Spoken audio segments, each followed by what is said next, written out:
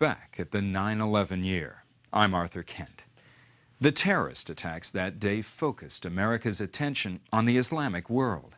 Some Americans' first reaction was to regard all Muslims as enemies. But it was clear to most that they had to make a distinction between one of the world's great religions and the fanatics who had taken it to a violent extreme. In this program, we'll take a close look at the history and beliefs of Islam, its former empires, and how it has evolved to become the religion it is today. Join us now as the History Channel presents Inside Islam.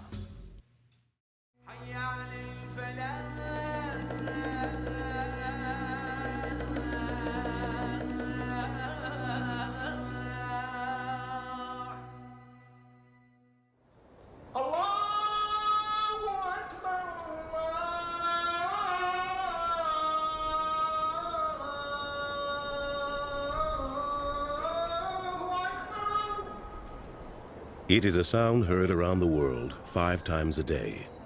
A simple verse in Arabic, summoning the faithful to prayer, calling them to Islam. The word Islam means submission. Submission is considered the straight path to God. What this means is that our will, all human beings' wills, is subjugated to the will of God. That is what submission means. Accordingly, a Muslim is one who submits to God. Everything revolves around God. Everything we have, all of our thoughts, ideas, our soul, our body, revolves around God. God is the center of life. The Arabic words Islam and Muslim share as their source a more ancient word common to Hebrew and other related languages. The word that we greet each other with is in Hebrew, Shalom Aleichem, which means peace unto you. In Arabic, it's exactly the same, Assalamu Alaikum. And I think that's very important because Islam itself, the very name Islam, comes from a root which means peace. But many in the West today would never associate peace with Islam. To them, Islam appears to be a hostile religion that gives sanction to violence and terrorism. After September 11, it's very difficult to talk of Islam as a religion of peace and compassion. When you visualize those planes flying into the towers, it's very difficult to explain.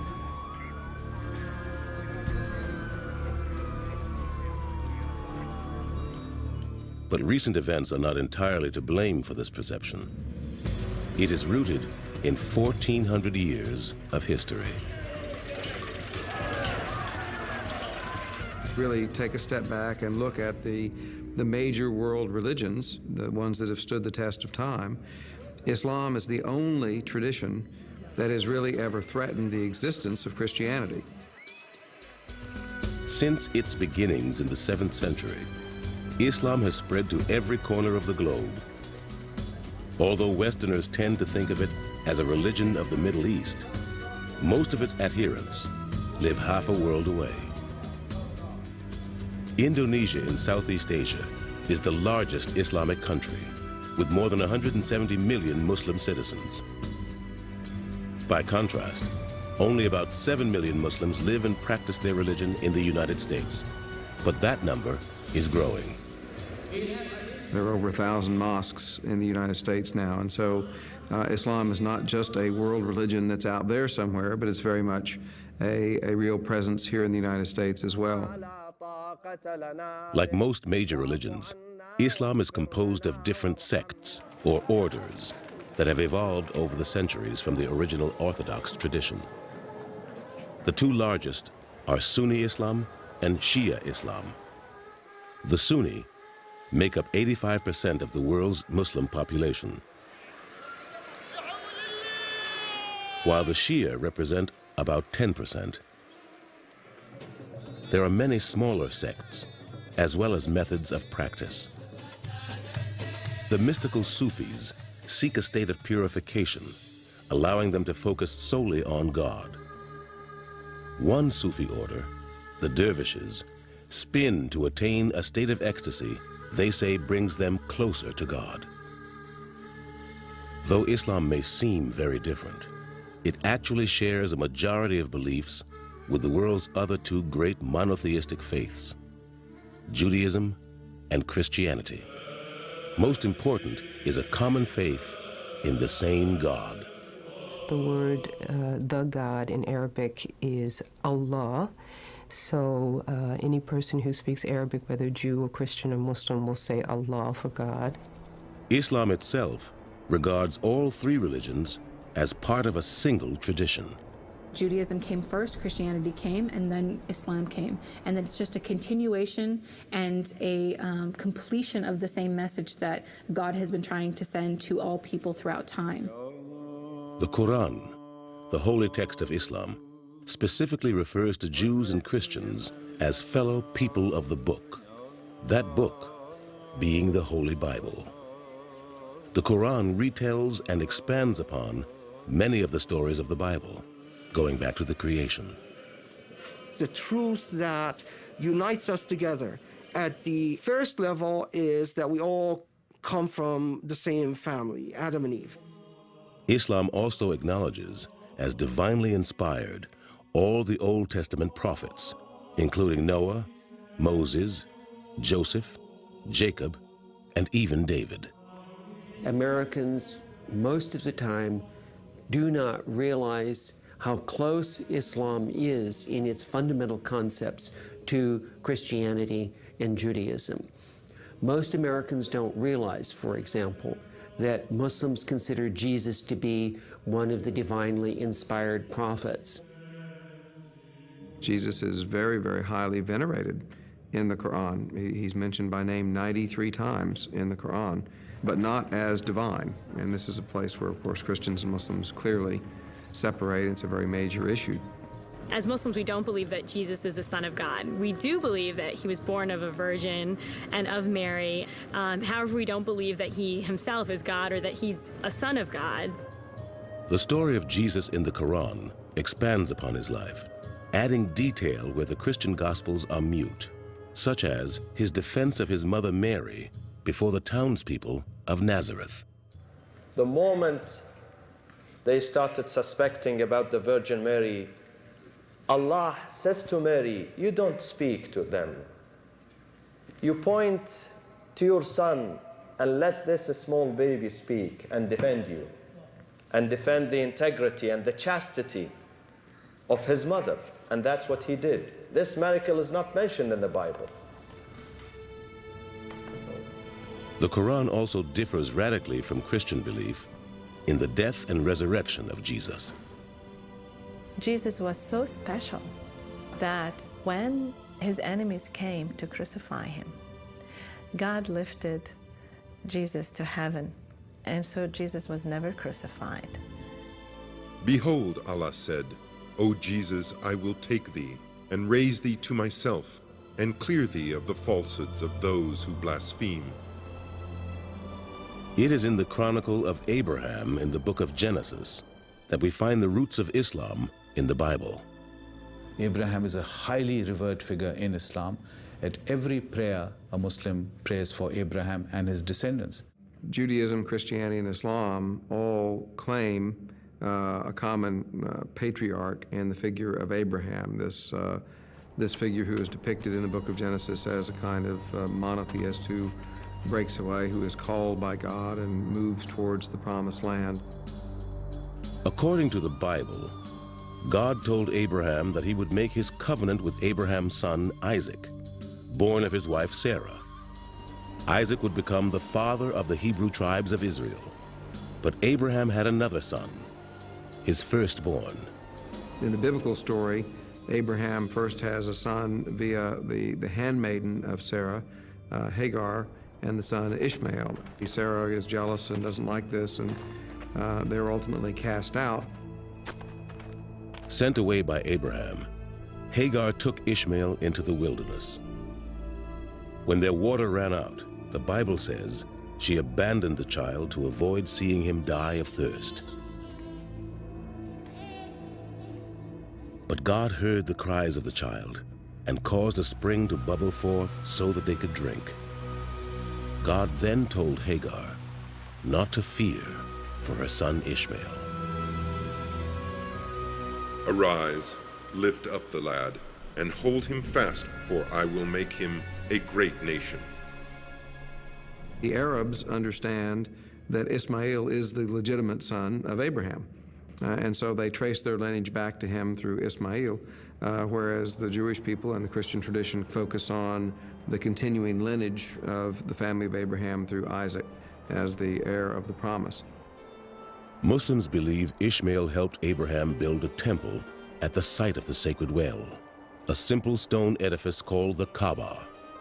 Abraham then prayed to make it a place of pilgrimage for everyone who believed in the one all-powerful God. A great city grew around the Kaaba, a city known as Mecca.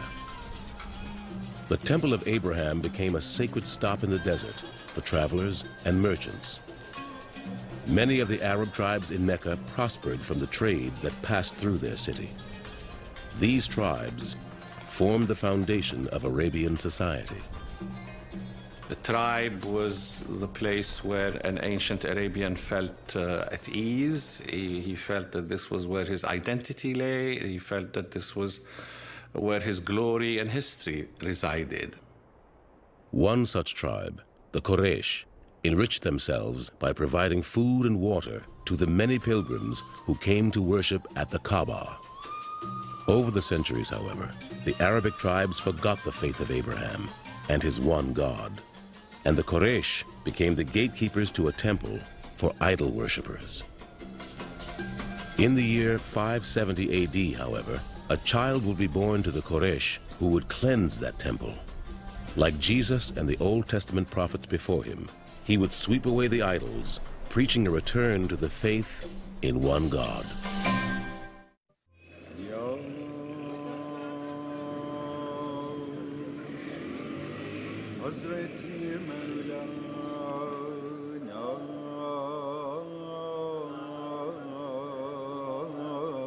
His name is spoken 1,000,000 times a day on the streets of every big city in the world, often accompanied by the blessing, "May peace be upon him."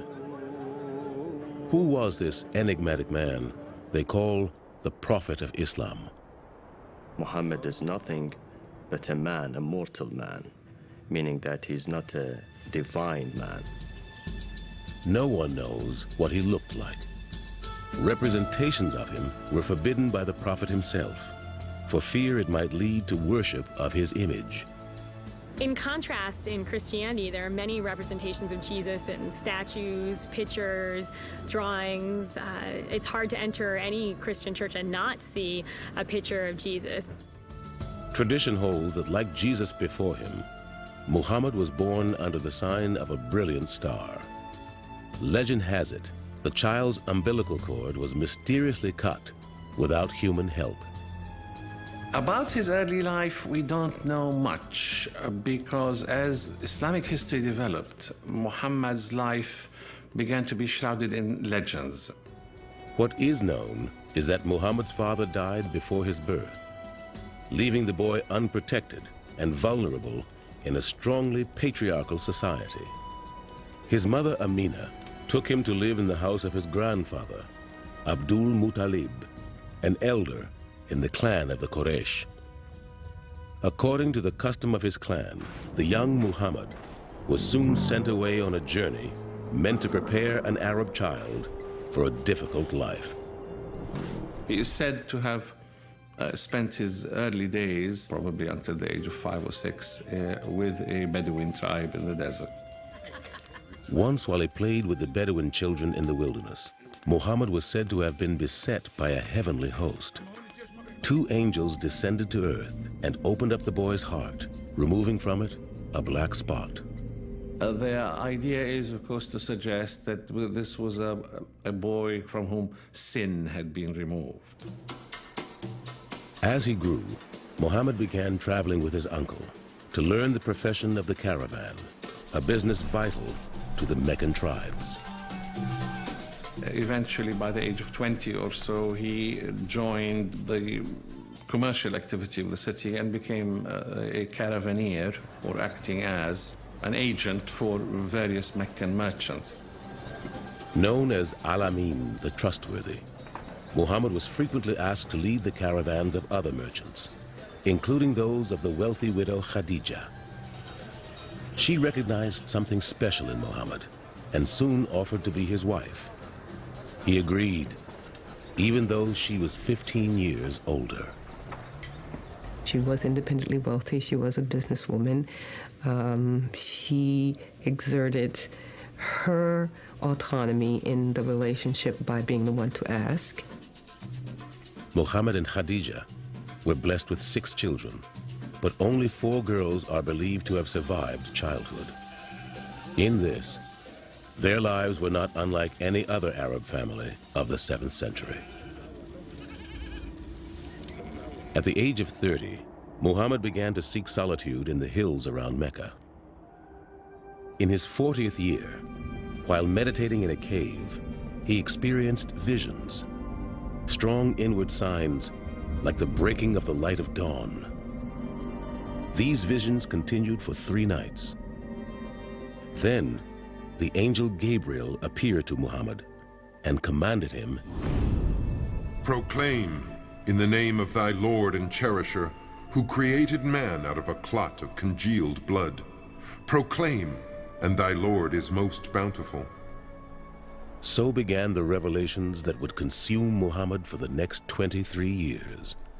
But at first, he did not understand what was happening to him. You're an ordinary man. You do ordinary things. So when this thing happens to you, you're going to say, no way this is happening to me. Something must be wrong here. So the fact that he was surprised, overwhelmed, nervous, I mean, he came back trembling, I said, that makes absolute sense. He consulted both his wife, whom he respected hugely, and he also consulted a relative of hers, and both these people confirmed to him that indeed the manner of revelation was such that it was genuine rather than false. Because Muhammad was most likely illiterate, it is believed others helped in recording his revelations. The Quran was revealed orally to the Prophet Muhammad via the Archangel Gabriel, who was transmitting the Word of God.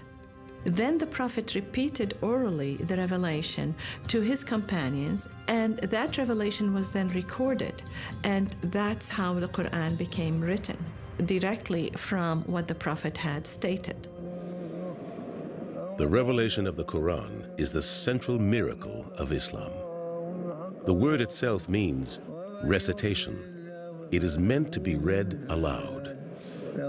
As scripture, the Quran is unique. It isn't compiled thematically, nor is it narrative in style. Instead, it is Arabic poetry of a high order. Stories and admonitions, advice and warnings, all mixed together to reflect and reveal God's will. In these revelations, Muhammad was directed to revive, indeed reinvent, the monotheist religion of Abraham, creating the tenets of Islam: belief in a single God, prayer, charity, fasting, and pilgrimage. These became what are known today as the 5 pillars of Islam. The first pillar is the simple declaration of faith, known as the Shahada. I testify that there is no God other than God, and I testify that Muhammad is his messenger. These simple words lie at the heart of Islam. They are whispered into the ear of every newborn Muslim child and linger on the lips of the dying. They have been the subject of Islamic poets and calligraphers down through the ages. To convert to Islam, one must only say the Shahada once, with sincerity. So that's the first pillar, simply the utterance of that testament of faith. The second pillar is praying 5 times a day.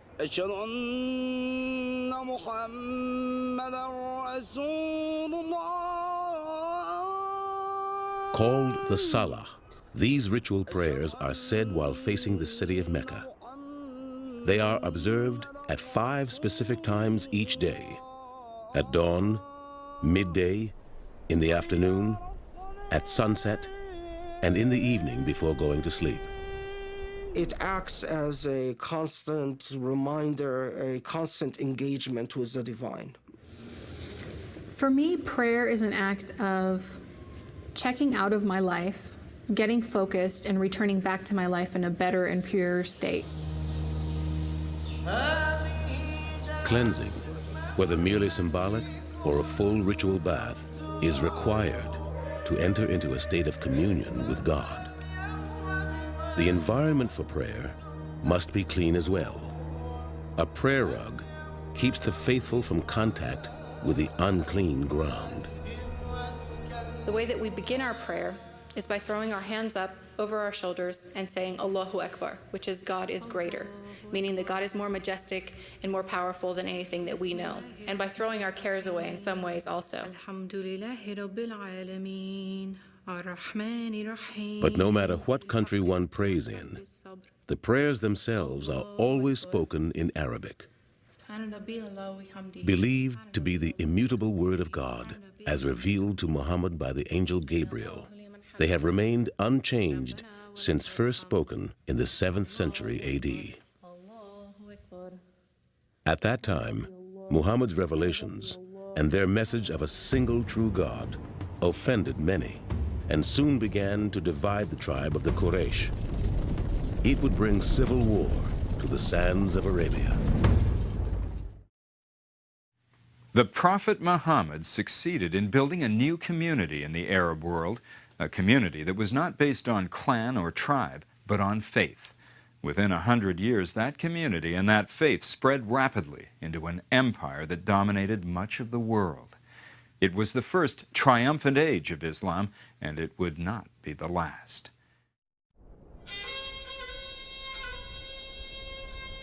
By the year 622 AD, Muhammad and his small community of Muslims were preaching their religion openly on the streets of Mecca.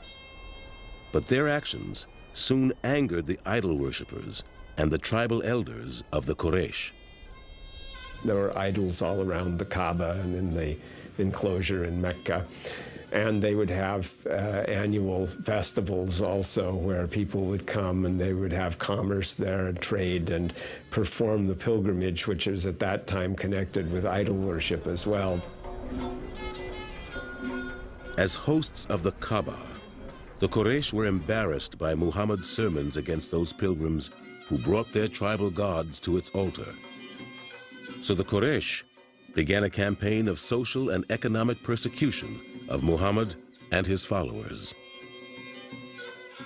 The Meccans, first of all, targeted the poorer Muslims because these were the ones who belonged to minor or unimportant clans. And these did suffer a great deal. To make matters worse, Muhammad's uncle died, leaving him without a strong political ally in Mecca. After perhaps 10 years of preaching in Mecca, he had only a few tens of followers. And towards the end of his days in Mecca, he was very much an isolated individual. Despite his troubles in Mecca, Muhammad's reputation as a fair and honest trader was known throughout the region. 260 miles to the north, the elders of the small oasis of Yathrib sent a message to Muhammad. The tribes of their city were locked in clannish disputes and blood feuds. The people of Yathrib were interested in Muhammad because they wanted basically a peacekeeper, somebody who would arbitrate between them and settle their disputes. And so, Muhammad accepted their offer and began a journey to Yathrib, known as the Hijra. A journey so important, it marks the year 0 in the Islamic lunar calendar. Hijra gave them birth and life, resurrected them, and the Prophet moved from a hostile environment into a place where he could freely preach his message. In Yathrib, Muhammad set up the first planned community of Islam, called the Ummah, meaning community.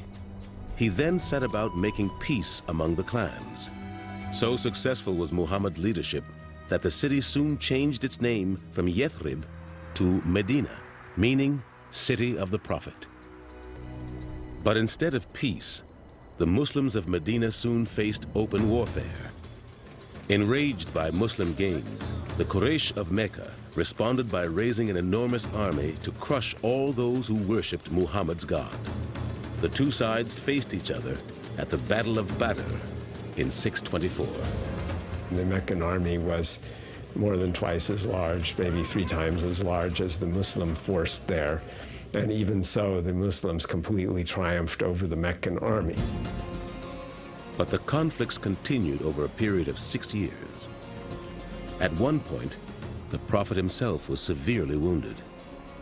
But finally, in 630 AD, the Muslims surrounded Mecca and forced its surrender. Muhammad at last returned to the city of his birth, heading an army of 10,000 men. Like the prophets of Judaism and Christianity before him, Muhammad's most important act was to cleanse Abraham's sacred temple of the idols that had ruled it for so long. He came up to an icon of the Virgin and Child, and he covered it with his cloak, and he said, "Wash everything else, but keep this in place." Muhammad then turned to the Meccans, who had made war against him. But instead of punishing them, he offered them their freedom on the condition they cease fighting. Not only did they lay down their arms, but Muhammad's gesture inspired many Meccans to embrace Islam.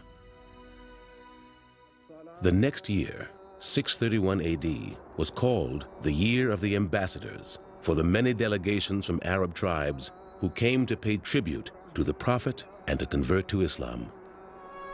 1 year later, on June 8th, 632, Muhammad died of fever. He was 62. At that time, Muslims controlled the entire Arabian Peninsula. Within 15 years or so, the Muslims have acquired an empire. They became the superpower of the time. There was a kind of a roller coaster of conquests. Within a century, the Empire of Islam encompassed an area larger than that of Rome at its peak. It was ruled by the first royal dynasty of Islam, the Umayyads. The Umayyads were a family of Meccan nobles before Islam who also became Muslims and became the rulers or caliphs or khalifas in Arabic after 661 until 750. And they presided over the Muslim state, its largest territorial extent from Morocco and Spain in the west to China and India in the east. And with every conquest, thousands converted to the new religion, some at the edge of a sword. But the vast majority of conquered people embraced Islam slowly over generations. For several centuries after the rise of Islam, Muslims continued to rule as a minority. The order that the Muslims brought with them was one which was more favorable to the local communities, so that the local communities decided that it's in their interest actually to live under Islam. As fellow people of the book, Jews and Christians were generally exempt from forced conversion to Islam, since they too submitted to the one God of Abraham. We have reports, for example, that in the early period, in a place like Damascus, Christians and Muslims worshipped together in the same place. And everywhere they went, the Muslims established a civilization built upon the values of the Quran, as exemplified by the 5 pillars of Islam, the sacred duties of every Muslim. After the devotional prayers of the Shahada and the Salah, the 3rd pillar of Islam is the alms tax, or zakat. Charity is heavily emphasized in the Quran. If you compare what the Quran says in terms of regulating, let's say, the modesty of women, to what the Quran says about charity, there's no comparison. The charity is emphasized 10 times more. The zakat is required of all Muslims with the ability to contribute. So everything that you own, you take 2.5% and you give it. You pay it directly to the poor. Today, local mosques or Muslim community organizations usually collect the zakat. But unlike tithing in a church, the zakat cannot be used to pay for the operation of a mosque. Instead, it must be entirely distributed to those in need. The fourth pillar of Islam is the sacramental fasting of the holy month of Ramadan. Ramadan is a month in the Islamic calendar, and it's the month that Muslims believe the Quran was revealed to Muhammad, so it's a very holy month for Muslims. Now, the fast means from the first twilight in the morning, about an hour and a half to 2 hours before sunrise, to sunset, you don't drink or eat or have any sexual activity. Exceptions are made for the sick and injured, young children, the elderly, and expectant mothers. Like the fast of Christian Lent, this celebration of gracious cleansing is meant to foster inner reflection on the gifts of life and the needs of those less fortunate. It's really 1 month in a year where you're supposed to advance your efforts, to intensify your efforts to build this relationship with God. Many Islamic scholars believe that the concept of Ramadan evolved from an older Hebrew tradition. The notion of fasting is the same. And the notion of fasting is, it seems to me, in both traditions, if you want to develop and cultivate in people a sense of compassion for the poor, you can't do it just by preaching. You've got to feel it in your stomach. It's got to be hunger. While fasting is a holy abjuration, feasting is a sacred indulgence. Islam has 4 holy festivals during the year, called Eids. The festival that comes at the end of Ramadan is the great Eid of the breaking of the fast.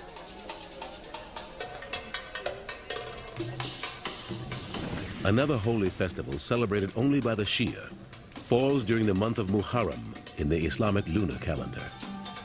It commemorates the death of Hussein, the grandson of the Prophet Muhammad. Hussein's death in 680 AD marked the first great schism of Islam, when the Shia split from the Sunni. The only difference revolves around the succession to the Prophet. Who is entitled to succeed the Prophet and lead the nation? The Sunni believe that the leader of the Muslim community should be elected, while the Shia maintain that the leaders should be descended from Muhammad. The Shias believe that Ali, the son-in-law of the Prophet, should have become the first Caliph or first ruler of Islam after the Prophet. As the son of Ali and one of the Prophet's daughters, Hussein was said to have been chosen by God to lead the Muslims. But the Umayyads had other ideas. He was massacred with all his family members, even the infants, and all his companions. 72 people were killed.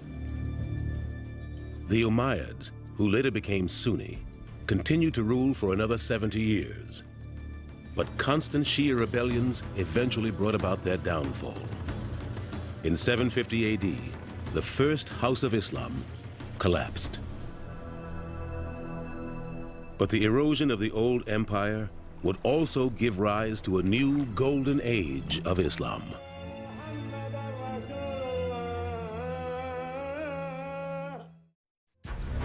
Iraq. Today, an Islamic nation at odds with the world. Its capital city of Baghdad, the scene of night bombing attacks during the Gulf War in 1991. But it was here in the 8th century that Islam gave birth to a golden age of learning. It started with the rise of the second great dynasty of Islam, the Abbasids, a family descended from the uncle of the Prophet Muhammad, Abbas. At the center of their empire, the Abbasids built a city that became legendary for its beauty, Baghdad. Baghdad was built as a cosmopolitan city which would serve both as the capital of the empire, and it was a vast empire stretching from Central Asia to the Atlantic, but also this site would serve as the cultural center. The Abbasids brought to Baghdad treasures recently acquired in Islam's rapid expansion. Scrolls from the libraries of Alexandria and Pergamum, and texts by the ancient Greeks, Romans, and Persians, which they translated into Arabic. From the Persian side, a lot of wisdom literature and a lot of political literature, the conduct of kings and so on and so forth. From the Greek side, what mostly interested them was philosophy and natural science. While Christian Europe was mired in the Dark Ages, Baghdad flowered as the center of Islamic culture. Poetry and calligraphy, architecture and engineering, science and philosophy. Many disciplines flourished, and some new ones were invented. At the same time that the translation started, there were actual works which were composed, original scientific works which were composed, such as, for example, the famous work on algebra, the invention of the field of algebra. In this courtly climate, Arab mathematicians developed concepts of decimal fractions, exponents, calculus, and trigonometry. Even today, the number system used by the entire world is Arabic. But it was in the study and practice of medicine that Islam truly achieved distinction. While Christians in Europe were using exorcism and bloodletting to treat the sick, clean hospitals in the Muslim world were practicing advanced surgical techniques, orthopedics, and even treating mental illness. However, by the end of the 11th century, the Islamic East and Christian West were on a collision course.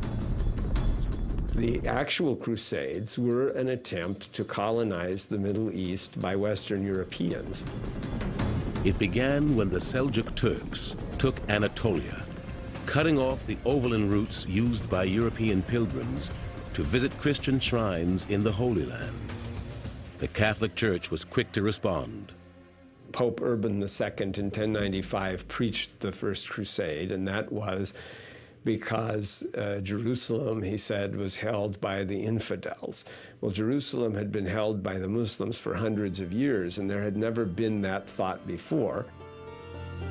Jerusalem, city of Christ's crucifixion, and the site of the great temple of the Jews. But it is also the third holiest city in Islam after Mecca and Medina.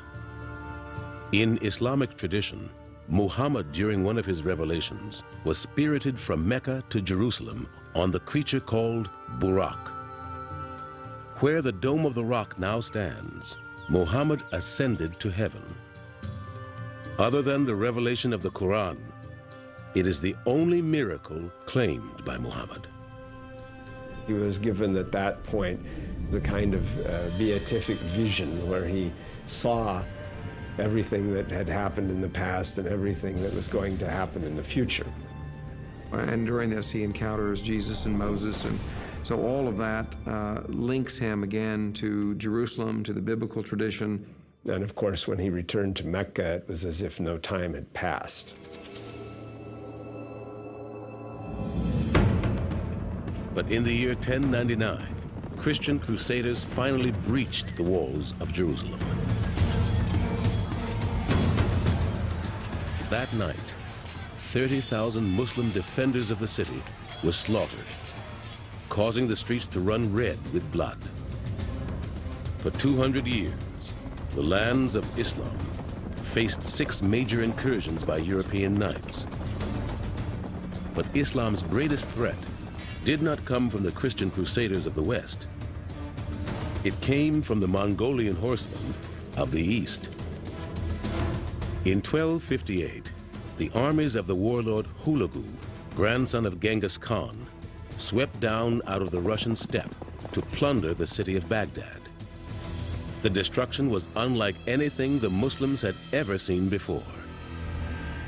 Leaving cities like Aleppo and Damascus in flames, the Mongols marched on to the shores of Palestine, where in 1260, a Muslim army from Egypt finally stopped them.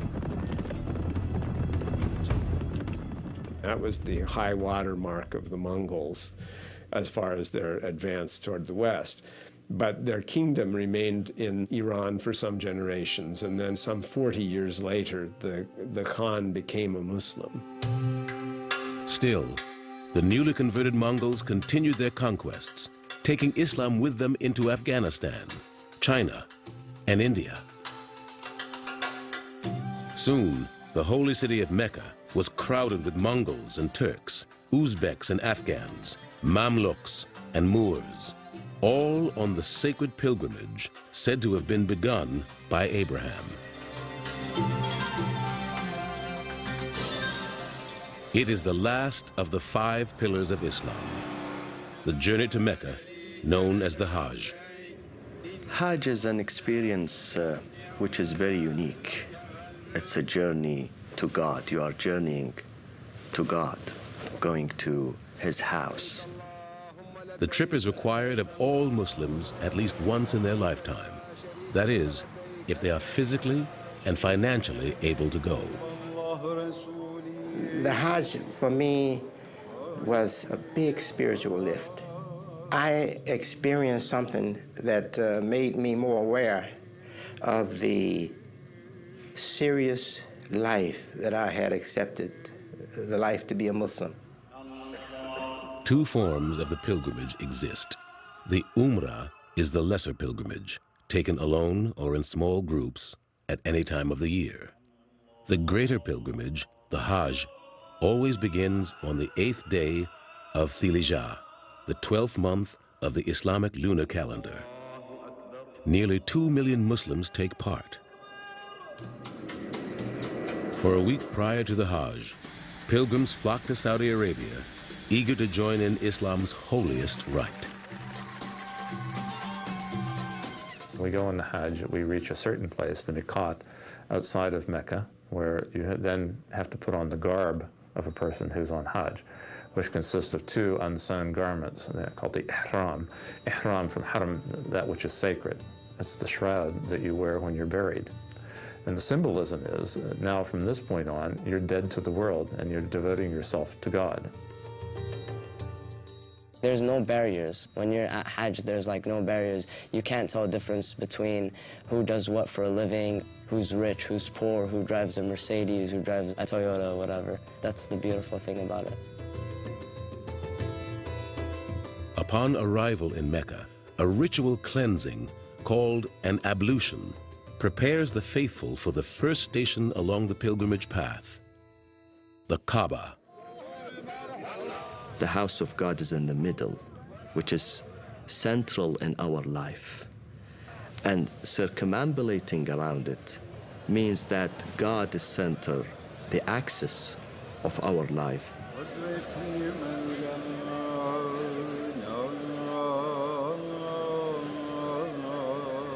Said to have been built more than 4,000 years ago by Abraham himself, the Kaaba, which actually means cube in Arabic, has been rebuilt many times over the centuries.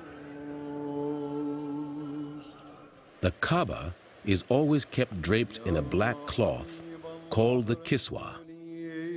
Replaced every year, it is embroidered by hand in gold thread with verses of the Quran.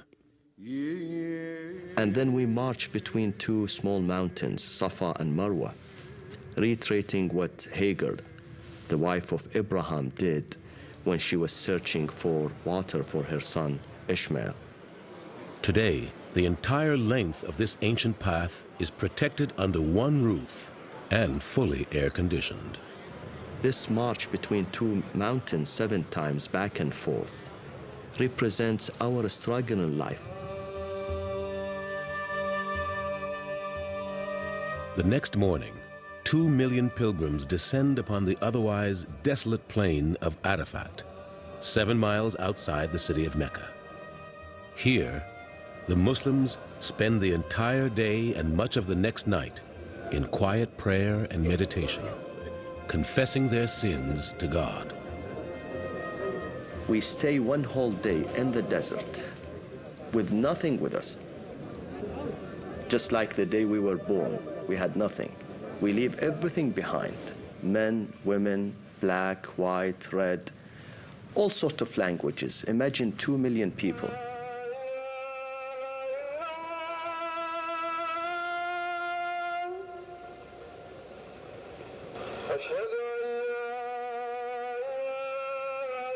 On the final day of the Hajj, the pilgrims traveled to the small town of Mina, outside Mecca. Here they stopped to throw 7 tiny stones at a granite pillar.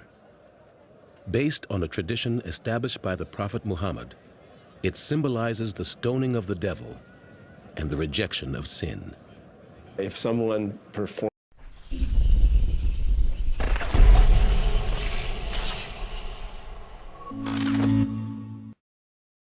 the pilgrimage sincerely and correctly, then their sins are forgiven for what they did before, and that is considered a repentance that God hopefully will accept. Before departure, a last prayer service is said around the holy Kaaba. So sacred, it is the object every Muslim must face while praying, no matter where in the world they may be. For me, I'll never forget what it was like to see the Kaaba for the first time.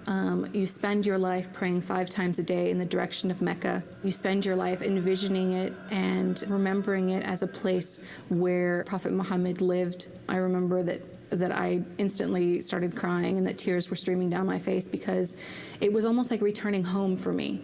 I felt closer to God. Today, the many faces of Islam can still be seen on the Hajj in Mecca. Muslims from all over the world converge here to wash away their sins, commune with God, and find spiritual renewal.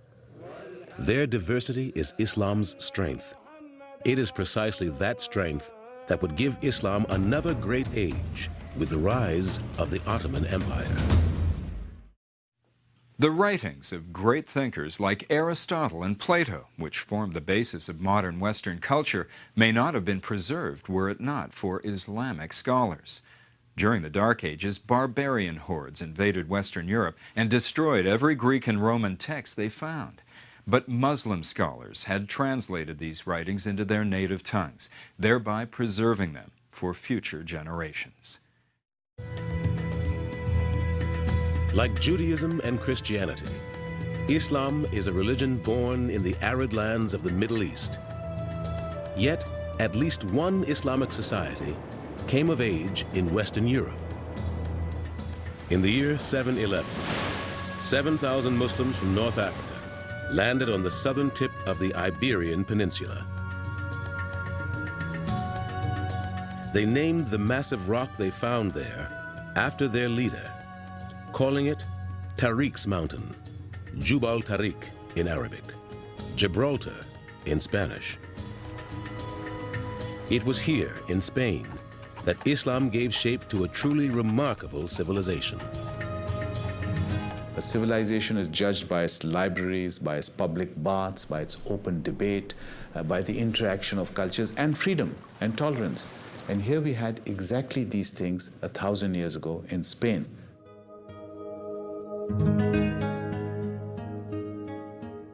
Muslim Spain or Al-Andalus was a truly multicultural society in every sense of the word. It had Christians and Jews and Muslims, significant communities of all 3 religions. In this region, today known as Andalusia, Muslim architects built the captivating terracotta courtyards and the breathtaking mosques of Cordoba and Seville. The West would call the Muslims who settled here the Moors, and they would bring Islam to a new cultural zenith in Spain. Horticulture, navigation, astronomy, medicine, chemistry, mathematics, a great deal of that really came to us through Spain into Europe from the Islamic civilization. At the Moorish-sponsored School of Toledo, Muslim, Jewish, and Christian scholars working together translated the ancient texts collected by earlier Muslim dynasties into Latin, a language all of Europe could understand. Then later, of course, those ideas were transmitted into Western Europe and had a good deal to do with the Western European Renaissance. But this rarefied atmosphere of religious tolerance and scholarly collaboration did not last. In the 13th century, Catholic forces began the Reconquista, the Christian reconquest of Spain. By the late 1400s, only the enclave of Granada remained under Muslim rule. But by 1492, it too fell to the Christians, bringing an end to more than 7 centuries of Islamic rule. But elsewhere in the world, Islam was on the rise. By the end of the 15th century, throughout the Muslim world, you had a series of great and very successful military states, the great sultanates. In West Africa, you had the great Songhai Empire, you had the Safavid Empire in Iran, and in India, you had the first real political military unification of India under, again, an Islamic sultanate.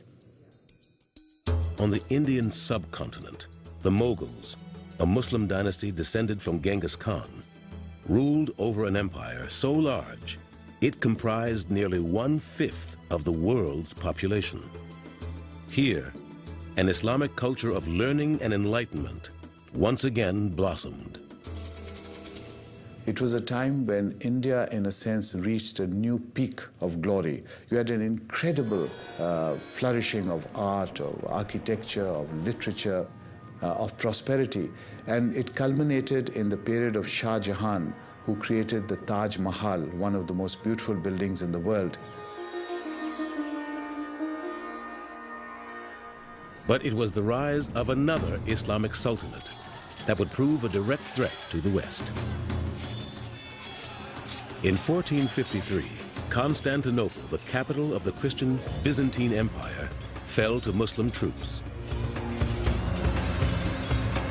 After more than 1,000 years of Christian rule, the Turkish Ottomans transformed the ancient Greek city into the capital of their ever-expanding Islamic empire. They renamed it Istanbul, meaning Islam in abundance. At the top of the Ottoman bureaucratic pyramid was the Sultan, an Arabic title meaning ruler. Sultans were military commanders whose mission was to protect Islamic society.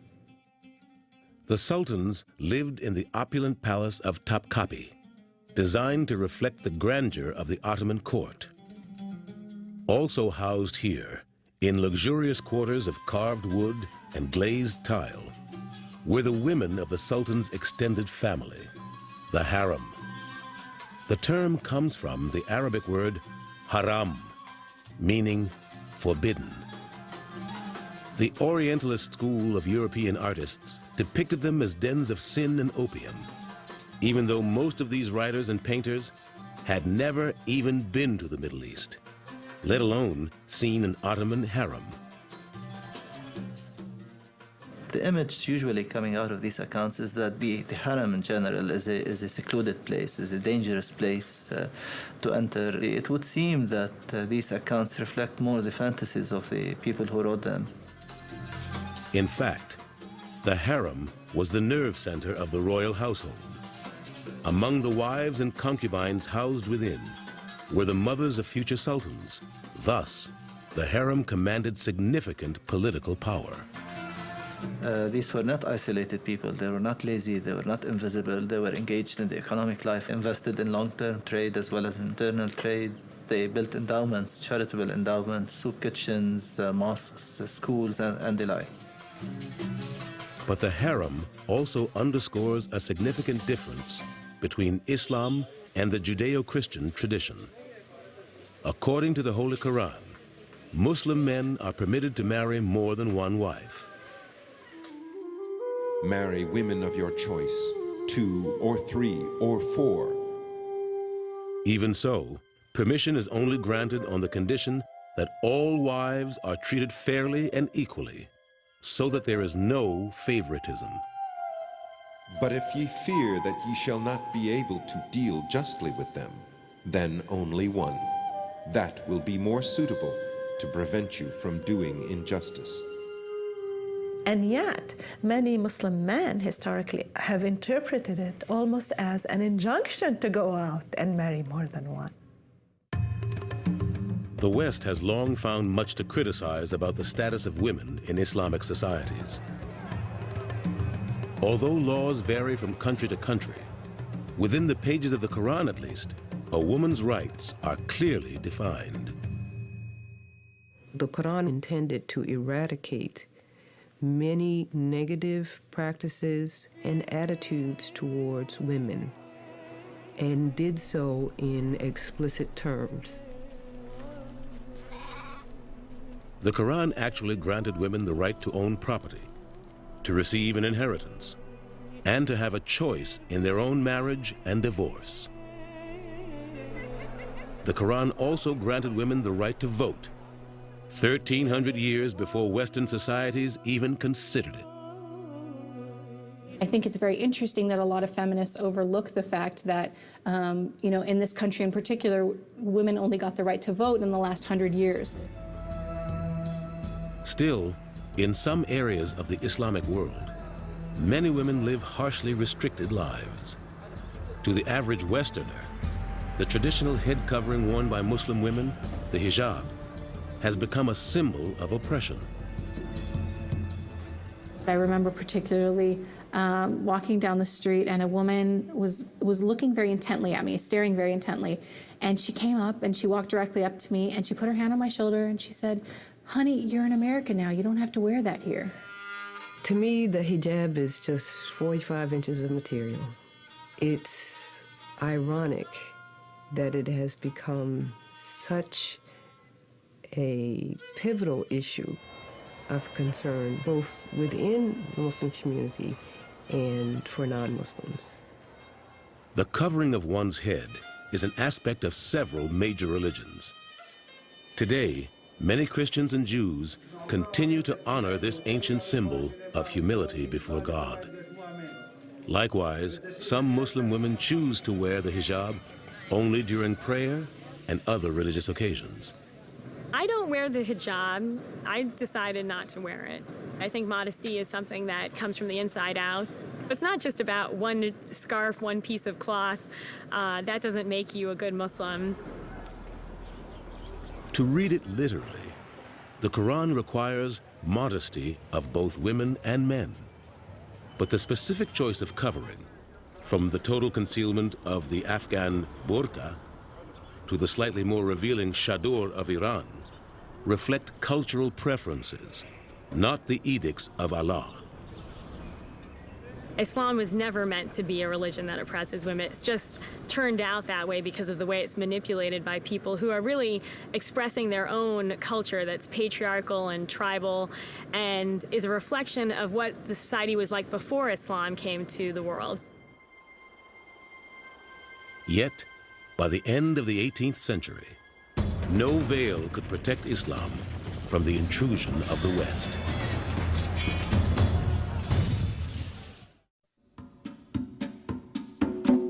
In the 16th century, under Sultan Suleiman the Magnificent, the Ottoman armies became a threat to Western Europe when they conquered the Balkans and much of the Crimea. The Ottomans laid siege to Vienna, capital of the Austro-Hungarian Empire, in 1529, and again in 1683. But this was the farthest into Europe that the Islamic Empire would ever reach. By the 18th century, the Ottomans could no longer keep pace with the emerging Western European powers. The question of why that change took place is one that is embedded, I think, in the broader developments of world history. That the real difference in the 18th century is the coming of the Industrial Revolution. The Ottomans' once brilliant bureaucracy became bloated and corrupt.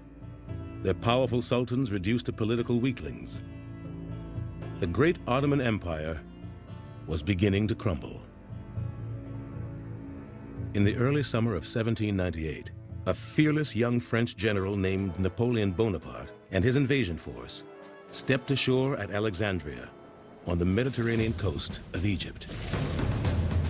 A few weeks later, in the Battle of the Pyramids, Napoleon easily defeated a larger Egyptian army and captured the city of Cairo.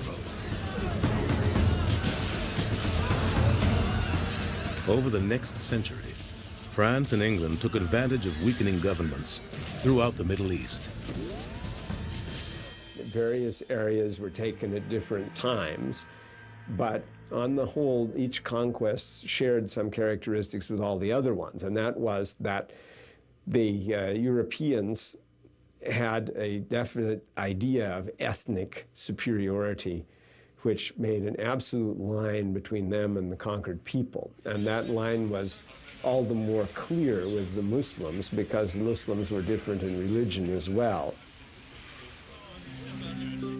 European pathways to power followed different routes. European financiers provided funds to Egypt for the construction of the Suez Canal, which began in 1859. However, the massive debts incurred by Egypt in its struggle for modernization ultimately led to Britain taking over the canal and the country. By 1882, the British simply occupied Egypt and made sure that nothing that would undermine British security or British access through the Suez Canal. Meanwhile, France concentrated on Algeria, intent on making it the breadbasket of Europe. The lands of the people were all confiscated. The Arabic language and the religion of Islam were discouraged by the French, so that was a more vicious type of colonialism. But it was World War I that caused many Islamic nations to come under direct foreign rule. In 1914, the crumbling Ottoman Empire allied itself with the Central Powers of Germany, Austria, and Hungary. Upon their defeat in 1918, the remaining Ottoman territories became spoils of war, to be divided up among the winners. Britain obtained control of Egypt, Palestine, and Arabia. France took Lebanon, Syria, Morocco, and Tunisia, in addition to its already established colony of Algeria. What this does is that effectively it deconstructs and dismantles the system of authority that Islam had developed over 1,200 years. Under the colonial yoke, unrest was brewing, fueled by disgruntled Muslim writers and scholars. Ultimately, their goal would be to drive out the West and to establish their own governments based on traditional Islamic principles. One of the most effective of these opposition groups was the Muslim Brotherhood. The Muslim Brotherhood is an organization which was founded in 1928 by Hassan al-Banna in Egypt, which originally was meant to regenerate Islam in that country. But later on, it became a significant and revolutionary political movement. The Muslim Brotherhood was an important part of the revolutionary efforts that ultimately led to Britain's withdrawal from Egypt in the 1950s. Elsewhere, after World War II, other colonies found their own routes to independence. Some peaceful, others bloody. Yet some of these fledgling nations didn't return to traditional Islamic ideals. Instead, many new states fell under power-hungry secular and authoritarian governments, often corrupt reflections of the Western colonialism from which they won their freedom. Most people in the West forget that one of the most important heritages of imperialism throughout the world, and in particular in the Middle East, is that imperialism brought to the Middle East real ideas and skills in having central authoritarian governments. The groups resisting these new forms of rule became known as Islamists. whose message is reflected in the words of Sayyid Qutb, leader of the Muslim Brotherhood. It is necessary to revive that Muslim community, which is buried under the debris of the man-made traditions of several generations, and which is crushed under the weight of those false laws and customs which are not even remotely related to the Islamic teachings.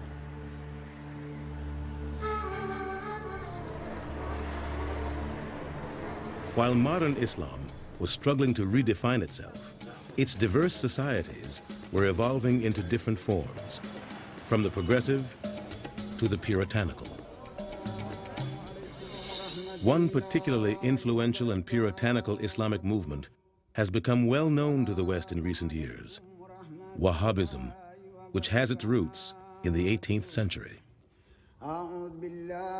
In the middle of the Arabian Peninsula in the 18th century, there was a very strict teacher that emerged. His name was Muhammad ibn Abdul Wahhab.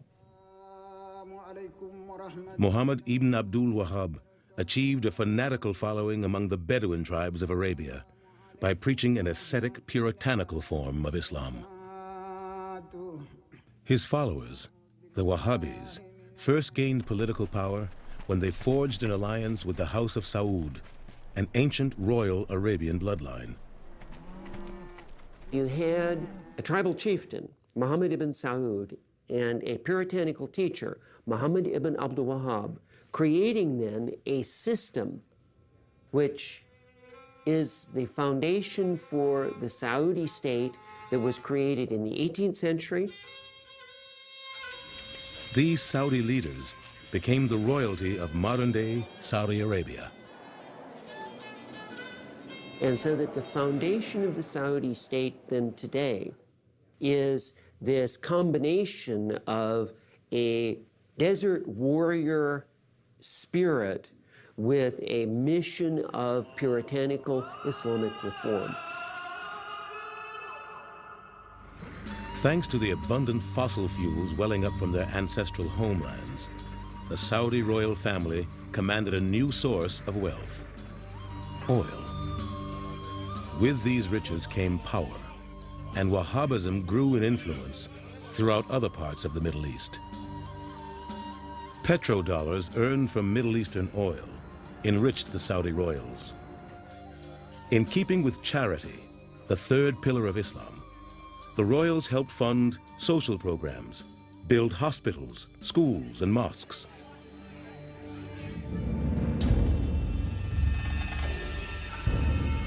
But some extremists have taken that wealth and put it to violent ends, attacking Western interests under the banner of jihad. Jihad.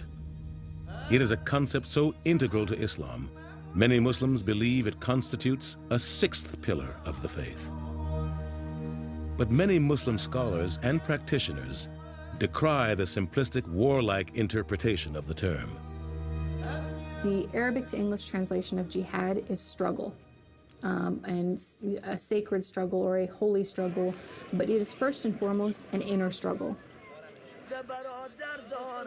Growing up in America as a Muslim, I had friends who were dating, I had friends who were drinking, doing all kinds of things that weren't permissible in Islam. And for me, that was my jihad. That was my struggle to deal with those temptations and overcome them and say, you know, this is something that my religion doesn't allow. The greater jihad is to struggle against your base desires. The lesser jihad is to struggle against an enemy. It is a radical interpretation of this lesser definition of jihad, with which most of the world is now too tragically familiar. Over Muslim history, the term jihad has more often meant just war. So it is a kind of just warfare, and that, in the modern sense, is very often determined to be defensive war against external aggressors. Even so, the Quran places restrictions on those who would wage this type of warfare. Fight in the cause of Allah, those who fight you, but do not transgress limits, for Allah loveth not transgressors. In Muslim warfare, It's prohibited to kill women and children, to kill non-combatant civilians, for example. These things are all completely prohibited. Yet recent events have shown that for many thousands of Muslims, the end justifies the means in their definition of holy war.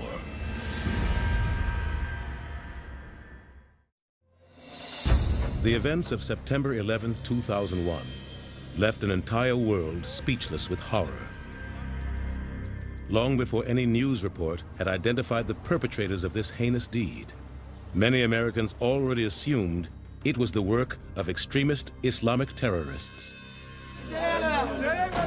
How did a religion that preaches peace and tolerance become so entwined with violence in Western thinking? America's first public encounter with Islam began with the confrontational rhetoric of the Black Muslim movement, the Nation of Islam. We're not American. We are people who formerly were Africans who were kidnapped and brought to America. Our forefathers weren't the Pilgrims. We didn't land on Plymouth Rock. The rock was landed on us. Islam had arrived in America long before the racial turmoil of the 1950s and 60s. Millions of black slaves forcibly shipped to North America in the 18th and 19th centuries came from the largely Islamic nations of West Africa. Once they reached America's shores, they were stripped of their identities, heritage, and even their religion. I have to accept that we were completely cut off from our past culture, and that includes Islam. In 1930, Wali Farad, also known as Wallace Fard, created his own form of Islam in the poorer neighborhoods of Detroit. He claimed to be a prophet sent to help black Americans rediscover their heritage as both Africans and Muslims, and thus founded the Nation of Islam. They were the discontents, and Farad knew that. He knew that if he could reach them with his message, many of them would accept it for a new mind and a new way of perceiving themselves and the real world. Elijah Poole, the son of a Baptist minister, was one of Fard's earliest acolytes. When he came to Detroit, within a few years, hard time during the Depression, he met Mr. Farad. He made such an impression on my father that he had my father as a willing and obedient servant till death. Poole changed his name to Elijah Muhammad and became the chief minister of the Nation of Islam. In 1934, he took over the organization and over the next 3 decades, gradually transformed it into a powerful political force. Yes, sir. But I represent to you God in person. One new member was Malcolm Little, whose part Egyptian mother had exposed him to Orthodox Islam in childhood. While an inmate at Norfolk State Prison in Massachusetts, Little became aware of Elijah Muhammad's movement. He was doing, I think, 11 or 14-year sentence when he heard my father.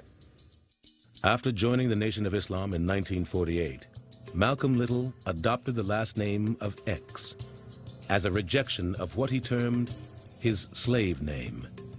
No, what was your name? Yes, sir. And why don't you now know what your name was then? Where did it go? Where did you lose it? Who took it? And how did he take it? After his release from prison in 1952, Malcolm X became the national spokesperson for the Nation of Islam, increasing membership and spreading Elijah Muhammad's word. But the ideology of the Nation of Islam cast the white man as the devil, a view not shared by Orthodox Islam, or even Malcolm X. Wrestling with his private beliefs and public role, Malcolm X was seen as a threat to the organization.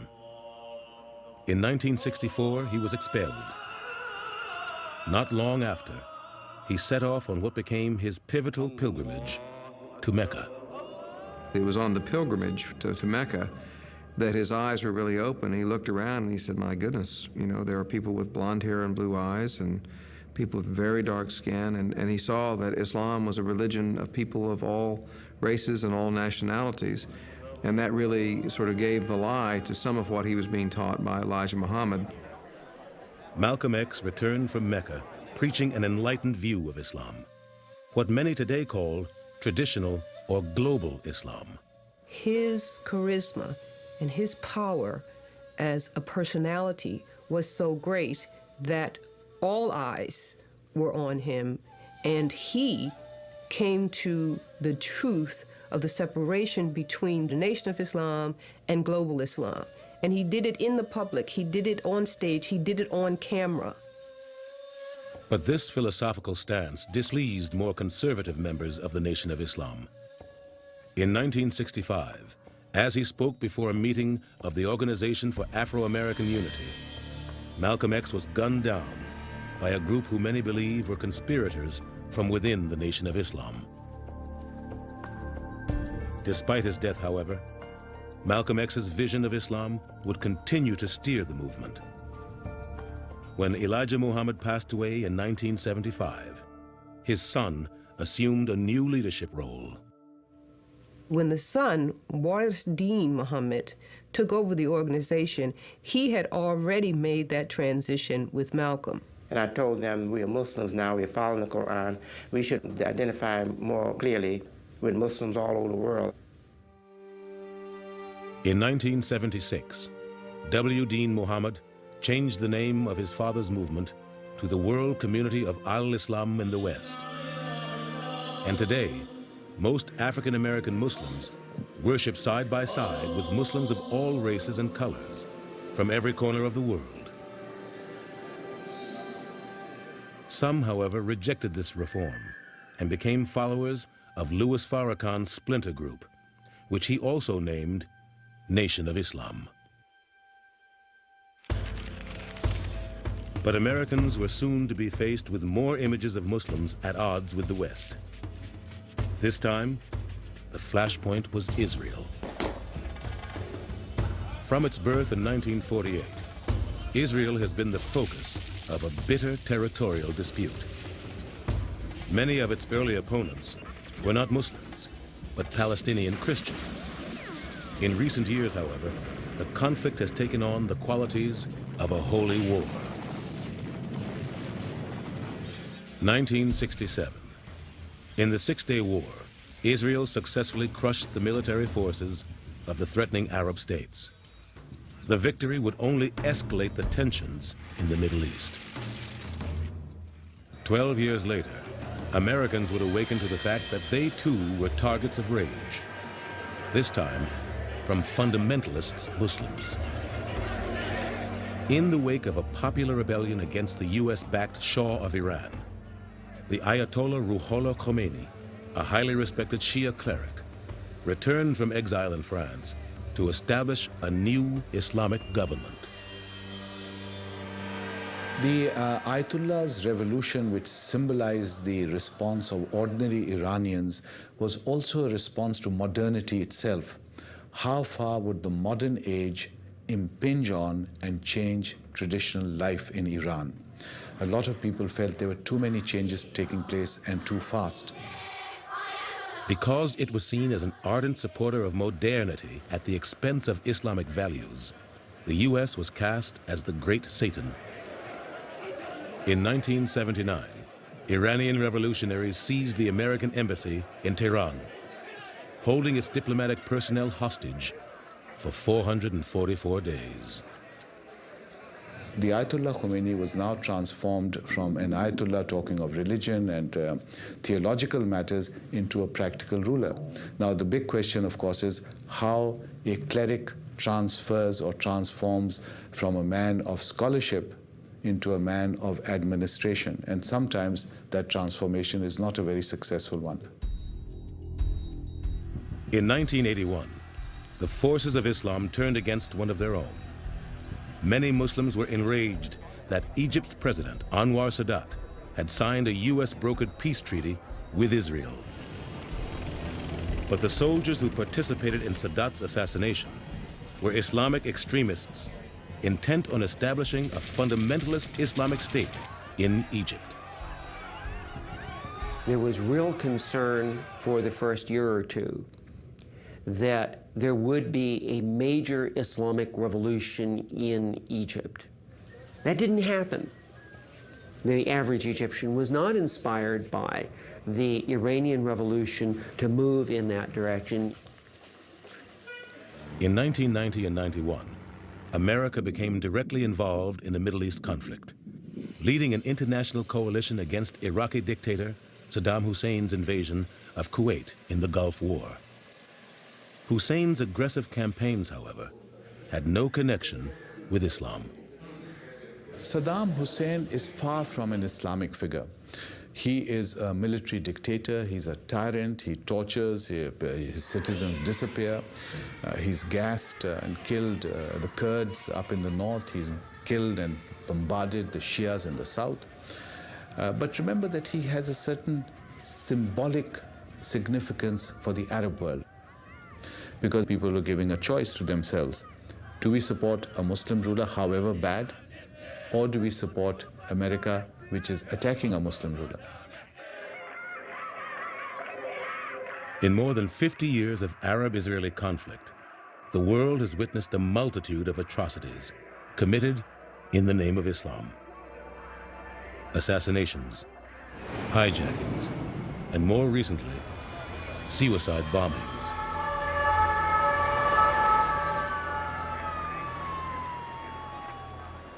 Now, of course, suicide in Islam is categorically forbidden to a Muslim. In theory, God gives life, only God can take life. Today, radical factions of Islam have honed in on the United States as a target of terrorism, culminating in the attacks of September 11, 2001.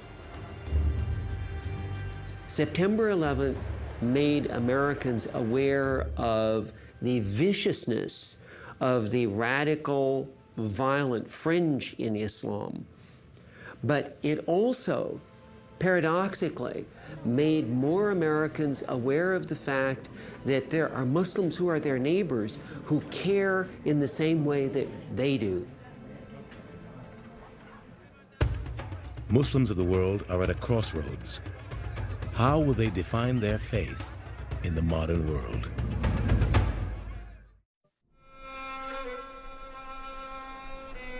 For all Muslims, it is said every new day is a challenge to live an exemplary life. For at the end of time, everyone must answer to God on the Day of Judgment. In fact, all Islamic teachings can be reduced to God, revelation, and judgment.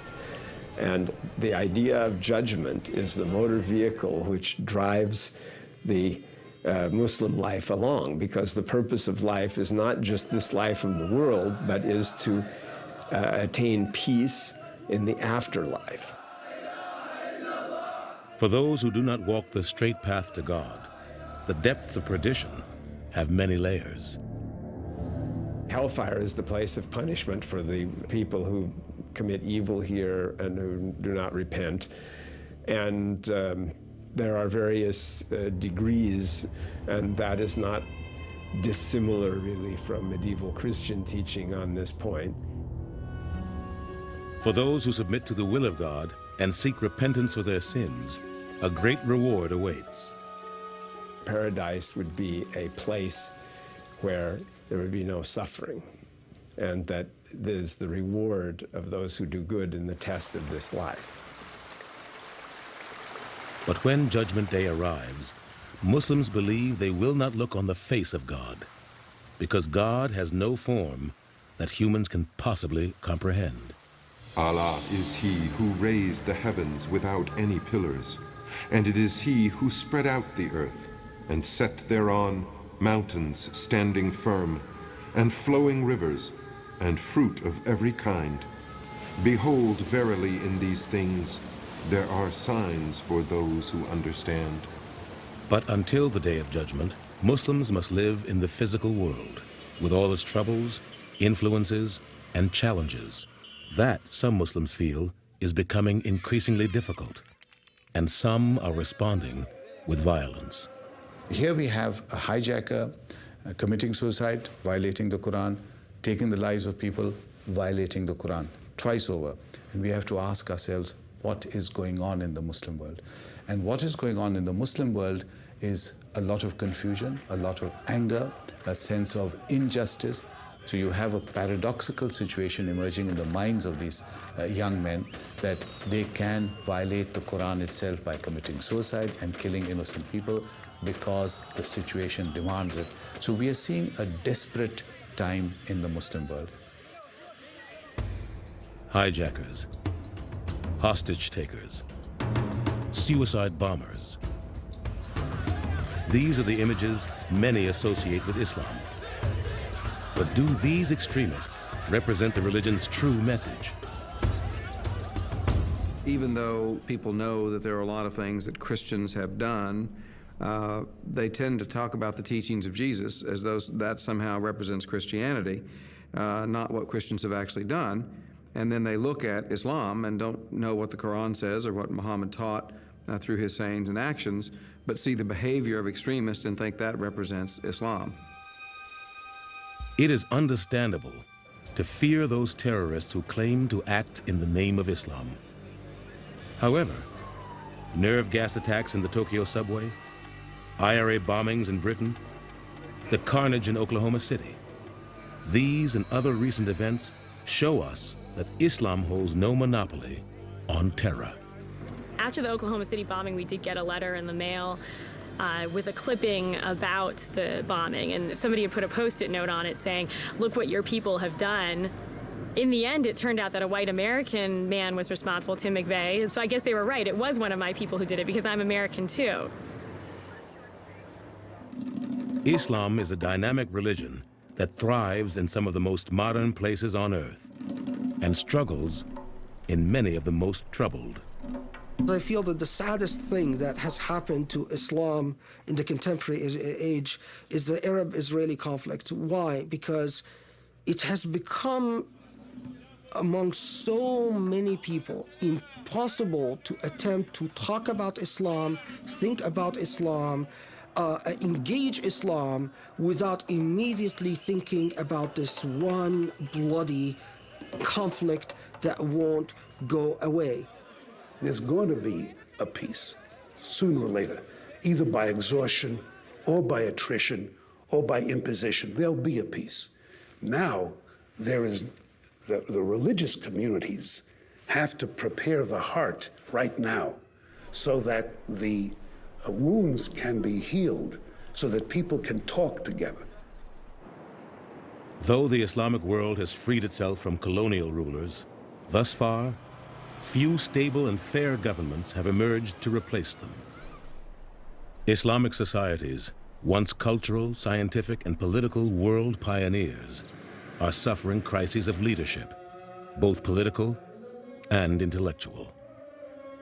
We are seeing a time when Muslim scholars, Muslim leaders really need to be able to understand the Quran, their own tradition, and then relate it to the world and to the wider world events that are taking place within the context of trying to understand and be able to live with other cultures. Because if that doesn't happen, the 21st century will be a very turbulent and a very difficult century for everyone concerned.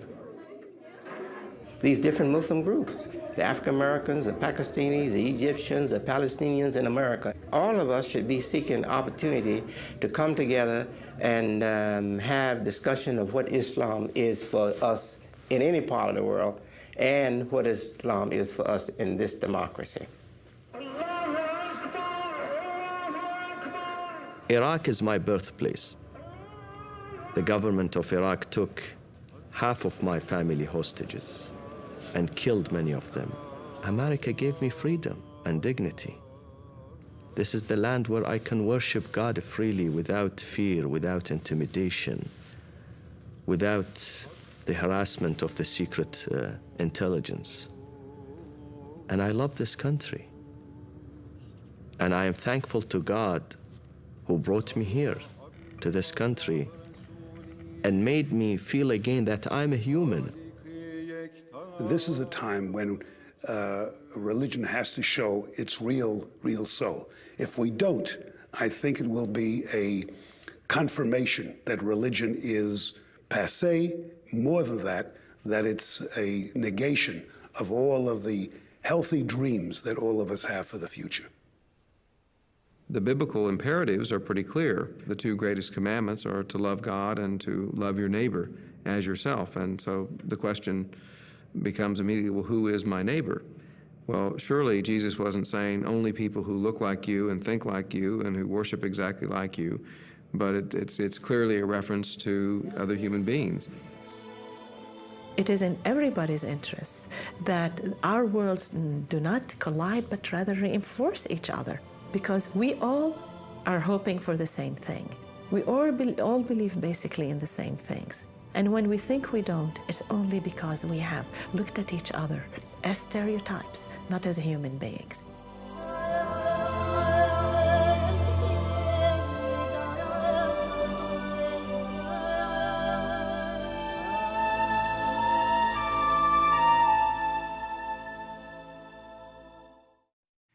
To many in the West, Islam remains a paradox, a religion that professes peace yet is used to justify violence, a culture that promotes science and technology yet seems to resist modernization.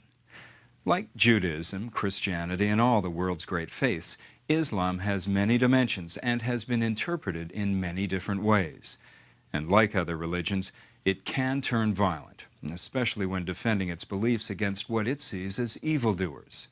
Some are hopeful that Muslims, Christians, and Jews will be able to reestablish a peaceful coexistence, but others aren't so sure. As violence continues, suicide bombers get younger, and death tolls go on rising. Many Muslims themselves believe that if Islam is to continue to grow as a religion of the future, it will only be, inshallah, if God wills it so. For the History Channel, I'm Arthur Kent. Thanks for joining us. Our historic retrospective on the 9/11 year now continues with a report we first broadcast just days after the terrorist attacks on America. The History Channel's Josh Binswanger and guests discuss the origins of radical Islamic movements. That's coming up next. Please stay with us.